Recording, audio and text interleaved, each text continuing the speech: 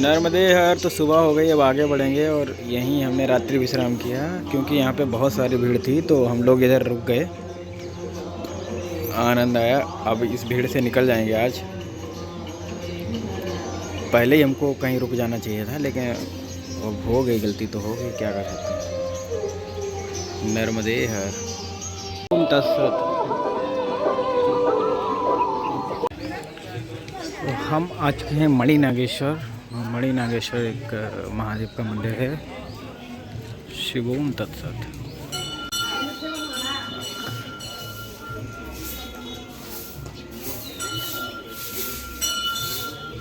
तो यहाँ पे हनुमान जी हैं। जय हो।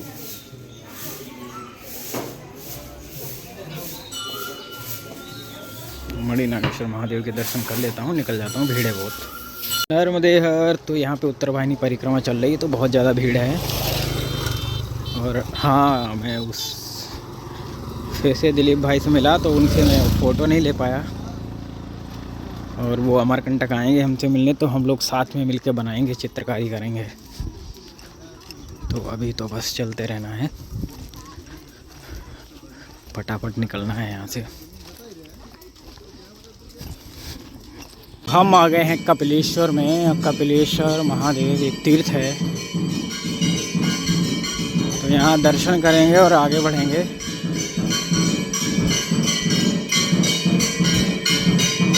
और तो कुछ भी नहीं है जी, आरती चल रही है यहाँ पे अभी। नर्मदे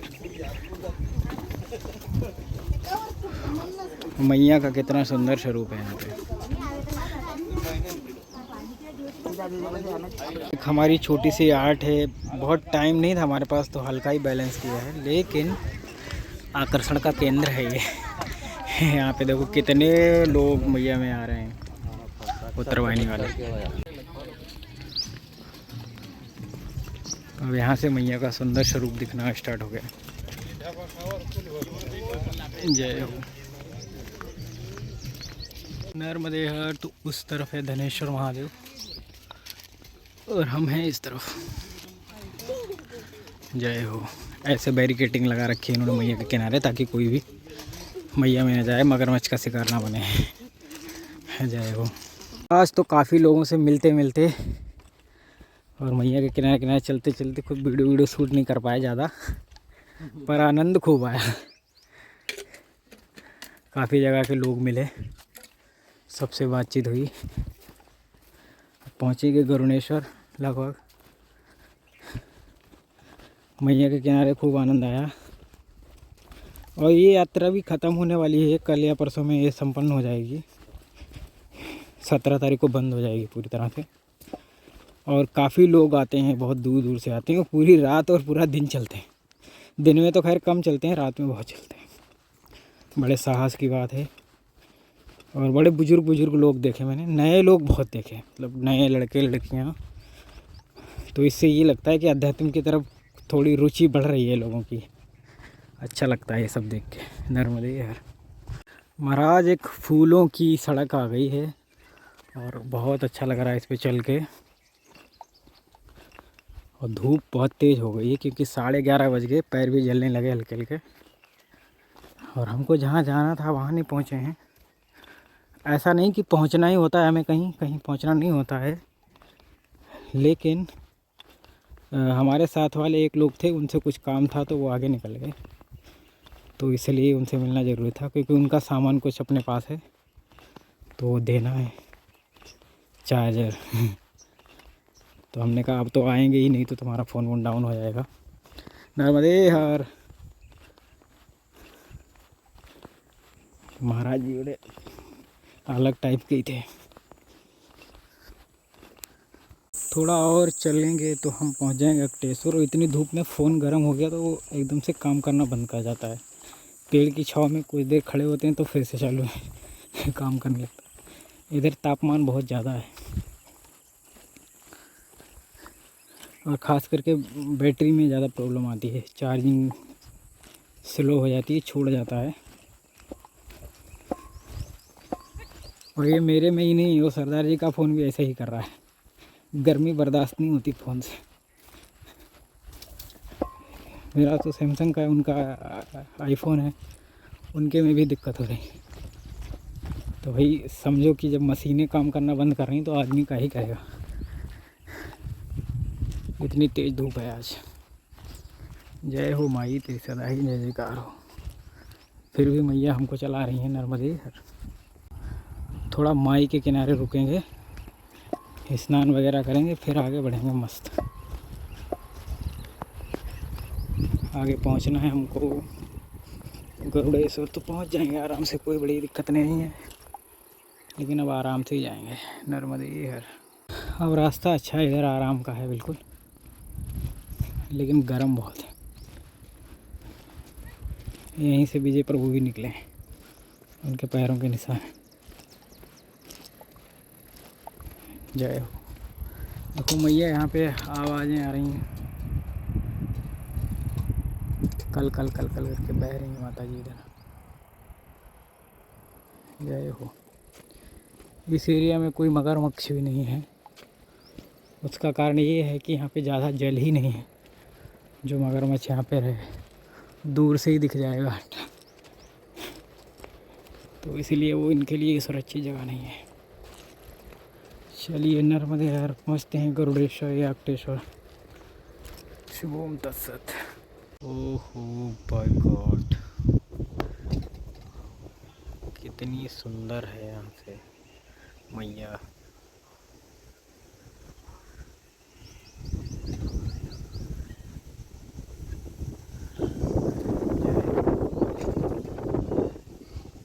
ये है अक्टेश्वर महादेव, अगस्तेश्वर अकटेश्वर कुछ तो। मैं देख रहा हूँ जितने भी पुराने मंदिर हैं इसी पैटर्न से बने हुए हैं, सेम पैटर्न दोहराया गया है हर मंदिर में।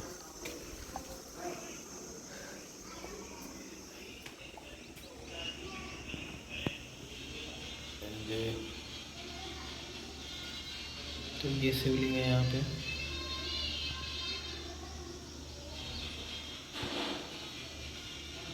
यहाँ पे कैलाश दर्शन भी होता है पेंटिंग के थ्रू। जय हो।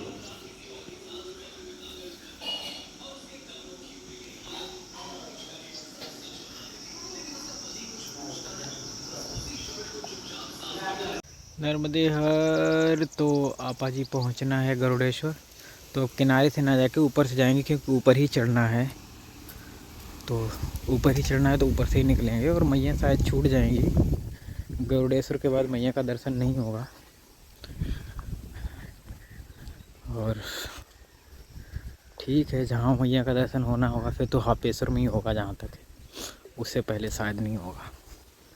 नर्मदे हर। नर्मदे हर तो ये है गरुड़ेश्वर स्थान, और यहाँ हमने रात्रि विश्राम किया, जबकि मुझे कहीं और जाना था, लेकिन जैसा जहाँ लिखा होता है वहीं होता है।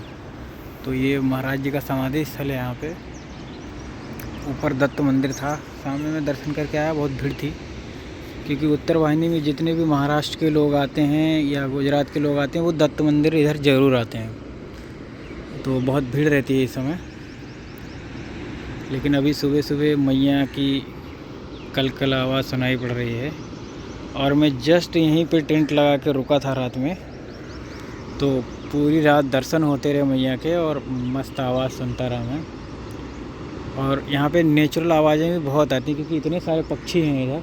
अभी भी सुनो तो सुनाई पड़ेगा। बहुत आनंद आया, बहुत ज़्यादा, मतलब समझो एक हिसाब से जल सही हो गया। देखो कौवे के लिए भोजन डाल रहे लोग, कौवा पा रहा है।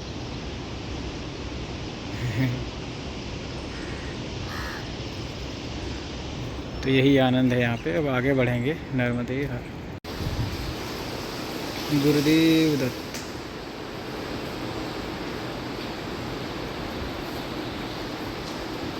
फाइनली हम चल रहे हैं सड़क पे। अब सड़क आगे से रास्ता है, तो वहीं चलने पड़ेगा। अब देखते हैं मैया का कब दर्शन होता है। मुझे ऐसा लगता है कि हमें दर्शन होने वाला है हापेश्वर से फिर किनारा मिल जाएगा।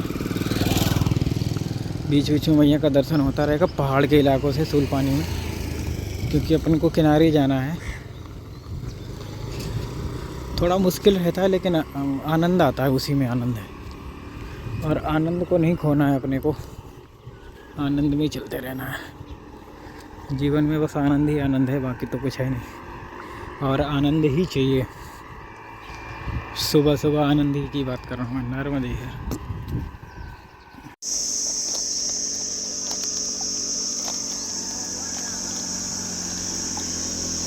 ये है पंचमुखी हनुमान मंदिर।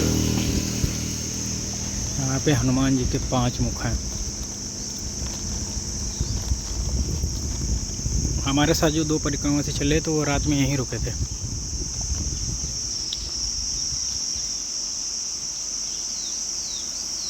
जय हो।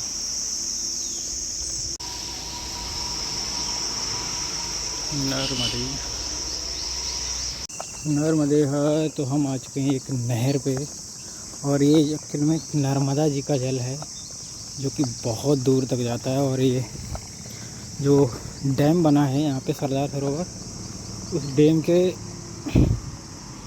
ही द्वारा इसका निर्माण हुआ है। मतलब वहीं से निकलती है, सोर्स है इसका डैम आगे स्ट्रीम करने का।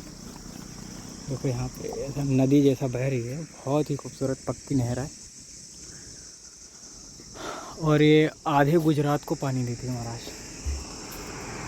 कितनी महत्वपूर्ण ये नहर है, आप इससे ही अनुमान लगा सकते हैं कि आधा गुजरात इस नहर के जल से अपनी प्यास बुझाता है। आधा क्या, पूरा गुजरात ही समझो, क्योंकि बड़े बड़े एक कच्छ तक जाती है नहर। मतलब इसका जल कच्छ तक जाता है कुल मिला के। राजकोट, सूरत, बड़ोदरा, अहमदाबाद, नर्मदा जी से इतनी नहरें निकाली हैं कि हर जगह पानी पहुंचता है, पाइपलाइन के थ्रू, कहीं नहर के थ्रू। और इसको ही फ़िल्टर कर करके पिलाते हैं उधर के लोगों को। सिंचाई के भी काम में आता है। तो नर्मदा जी लाइफ लाइन है गुजरात और मध्य प्रदेश की। इसलिए नदियों का महत्व बहुत ज़्यादा होता है। लेकिन हम लोग क्या है ना कि कहने को तो माँ कहते हैं, लेकिन माँ जैसा व्यवहार ज़रा भी नहीं रखते उनके साथ। इतना अंधभक्ति में खोए हुए हैं, वहीं गंदगी करके चले जाते हैं और सोचते हैं कि हमारे तो पाप कट गए। अरे पाप कर लिए आपने दूसरे कट नहीं गए तुम्हारे। जल ही जीवन है, उसको स्वच्छ रखिए। उसको मैला करके, गंदा करके आप समझते हो कि हमने पाप धो लिए। पाप बढ़ा लिए महाराज, धो नहीं लिए। नर्मदे यार। ये एक फल है जो बहुत है इस पेड़ पे, और एक ये बेल टाइप है, मतलब उसी में ये फल है, सूखी बेल है।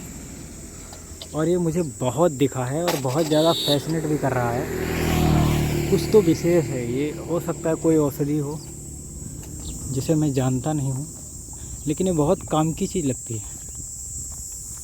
इधर भी है, सूख भी गई थोड़ी थोड़ी। बहुत स्पेशल है ये, कमाल, आकर्षण का केंद्र है। तो यहाँ पे पेड़ पे पूरी तरह से फैल चुकी है। कुछ तो इसका काम होता होगा, और जिनको जानकारी है तो वो कृपया करके ज़रूर बताएं कि इसका क्या काम होता है, किस औषधि, मतलब किस बीमारी के लिए या काहे के लिए इसका काम होता है। तो कोई एक वृक्ष है, बट ये महुआ का वृक्ष है। लेकिन चमत्कार की बात यह है कि इसमें एक बरगद यानी बट का पेड़ जो है ना, वो उपज रहा है और इतना बड़ा भी हो गया है। मेरा मानना यह है कि एक दिन ऐसा आएगा, ये जो महुआ का पेड़ है इसका अस्तित्व ख़त्म होगा और यहाँ पर बरगद ही बचेगा।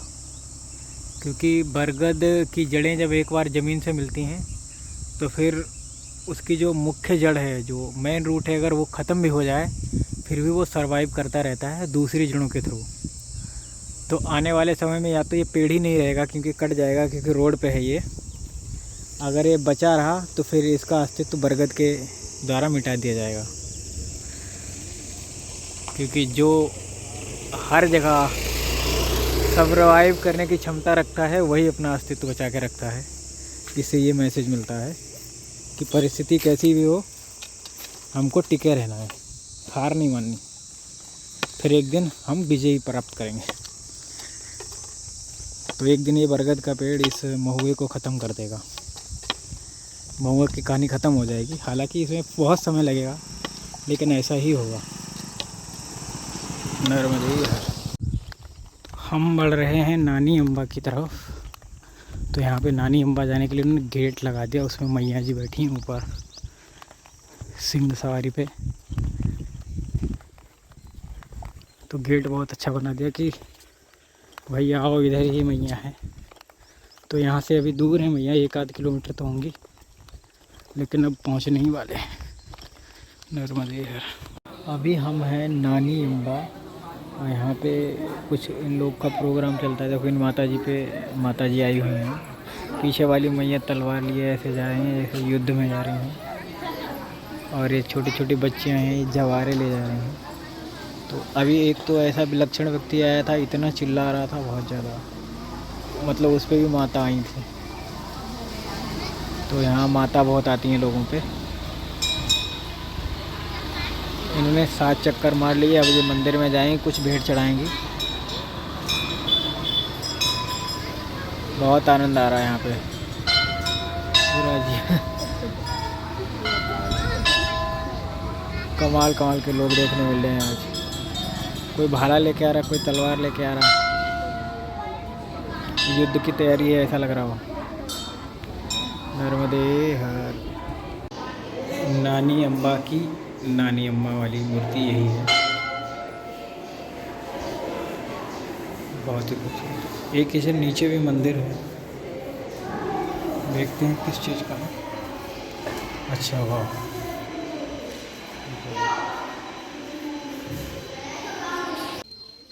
यहाँ पर एक गुफा जैसा तो है, लेकिन